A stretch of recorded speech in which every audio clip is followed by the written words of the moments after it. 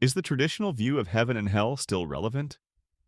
A new generation is asking profound questions, challenging centuries of doctrine and reshaping American Christianity.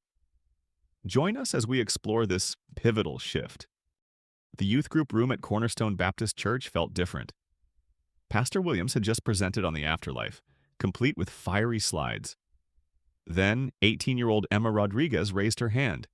"Pastor Williams," she questioned, "if God is love, how can he send people to burn forever? That doesn't sound like love to me." The room fell silent, but many nodded. This wasn't rebellion. It was profound. An entire generation, Gen Z, is wrestling with doctrines their ancestors accepted. They ask if traditional American Christian understandings of eternity still make sense today. To understand Gen Z's journey, we must trace American Christianity's past. For centuries, heaven's promise and hell's threat fueled religious life. Frontier revivals in the 1840s saw preachers like Jonathan Edwards paint terrifying pictures of sinners in the hands of an angry God. This Great Awakening tradition defined American Christianity: heaven as reward, hell as eternal conscious torment. It was clear-cut, black and white. This message filled churches and motivated countless to faith. Fear of hell was real and motivating. It explained life's injustices and underscored moral behavior. Well into the 20th century, Billy Graham's revivals centered on this stark choice: heaven or hell. But between the greatest generation and Gen Z, questions arose. Quietly in seminaries, scholars pondered, can eternal torment be justified by a loving God? What about those who never heard the gospel? By the 2000s, some pastors like Rob Bell with Love Wins publicly questioned traditional hell doctrine. This sparked fierce debate, but the real shift was happening elsewhere. It was in youth groups, dorm rooms, and late-night talks. Gen Z, born into the internet age, accesses diverse viewpoints instantly. They don't just ask their pastor, they research, compare, and think critically. 20-year-old Jake Morrison shares his struggle. "I grew up hearing only Christians go to heaven, but my Muslim friend Rahim is the kindest person I know. The idea he'd burn forever while a terrible Christian gets bliss? It doesn't add up." This isn't just youthful skepticism. Gen Z approaches these questions with genuine intellectual curiosity and moral concern. They seek a faith that makes sense in a complex world, not one that demands blind acceptance. Gen Z is also the most scientifically literate generation. They learn about the vast universe and consciousness. When traditional theology clashes with science, they seek integration, not blind faith. 19-year-old Priya Patel, a pre-med student, asks, "Consciousness is linked to brain activity. What does conscious awareness in heaven or hell mean without a physical brain? I need a more sophisticated explanation." They want explanations that honor both faith and reason. "I realized I couldn't just tell young people to stop asking questions," she explains. "I had to help them find answers that satisfied both their hearts and their minds." She fosters open discussion, not predetermined conclusions. 17-year-old Aisha Williams, Pastor Williams' daughter, explains, "My best friends are Christian, Muslim, Hindu, Jewish, and atheist. They're all good people. I can't worship a God who would torture most of them forever. That's not justice. It's cruelty." This moral intuition runs deep. They're wary of theology promoting exclusivity. For them, traditional hell doctrine feels less like divine justice and more like cosmic bullying. They seek understandings of judgment focused on transformation and restoration, not retribution. Gen Z is also globally connected. Social media links them to friends of diverse cultures and religions. The idea that compassionate non-Christians are destined for hell feels not just wrong, but absurd. "I can't worship a God smaller than my own capacity for love," says Alex Thompson. "If I can hope for my non-Christian friends' eternal well-being, surely God can too." This leads many to more inclusivist views of salvation. If Gen Z is moving away from traditional doctrine, what are they embracing? The answers are diverse. Universalism suggests everyone will ultimately be saved, either immediately or after purification. God's love and power are stronger than human sin. Emma Rodriguez finds this compelling.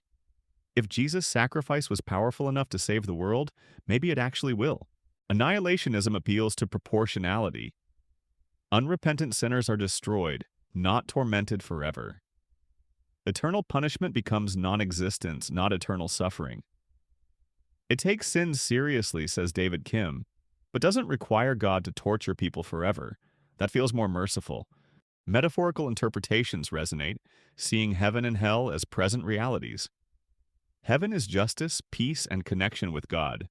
Hell is alienation, hatred, and separation from good. Zoe Park sees heaven and hell all around me every day. Not all pastors have responded well. Some cling to tradition, viewing questions as dangerous. But a growing number, like Pastor Sarah Martinez, are taking these questions seriously. I realized I couldn't just tell young people to stop asking questions, she explains. I had to help them find answers that satisfied both their hearts and their minds. She fosters open discussion, not predetermined conclusions. This conversation isn't just about heaven and hell, it's about the kind of God Gen Z will worship. Previous generations might have been motivated by fear, but Gen Z sees fear-based messaging as manipulative.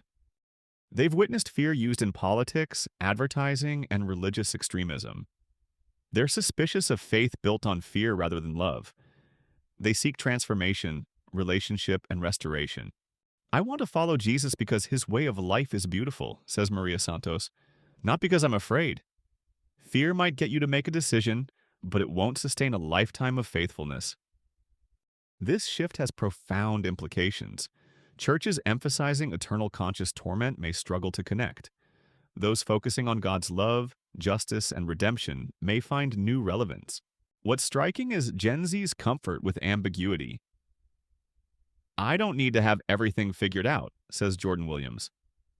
I don't think God expects me to understand all the mysteries. What I do know is that God is love. Jesus shows us what God is like, and I'm called to love my neighbor. This isn't laziness. It's recognizing some questions are too vast.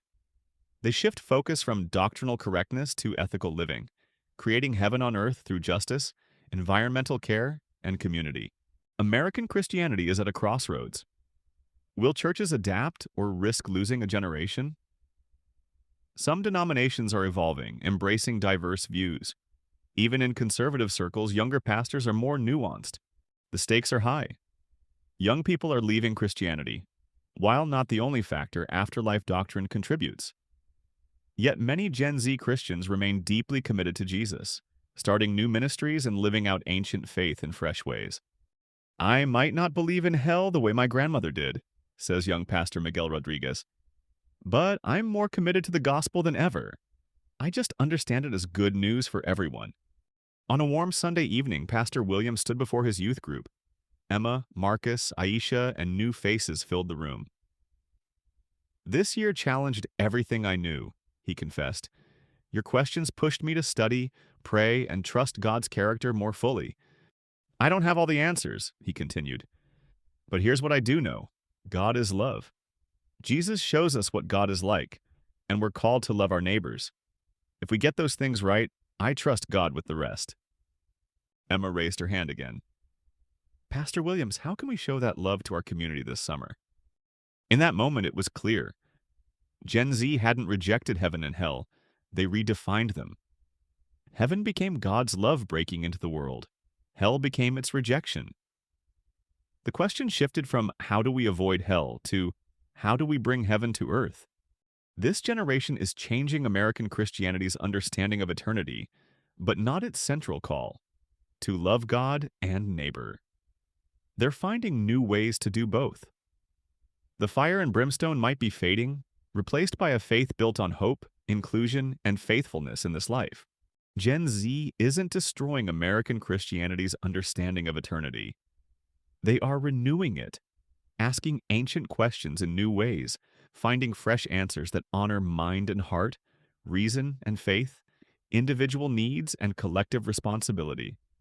This conversation, now in a new key, sounds less like judgment and more like love, less like fear and more like hope. And perhaps that is exactly what American Christianity needs.